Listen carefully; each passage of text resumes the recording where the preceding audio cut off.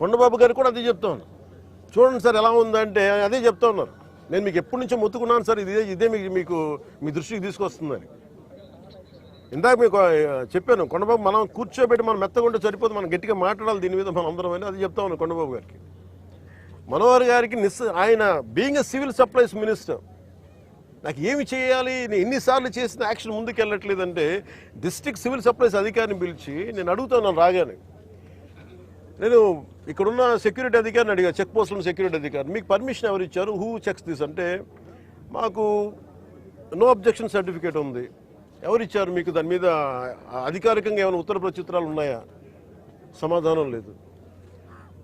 District civil supplies అధికారిని అడిగితే okay నా కలెక్టర్ గారు చెప్పారు, కలెక్టర్ మీకు అధికారికంగా మీకు ఇచ్చారా, మీకు సమాధానం లేదు.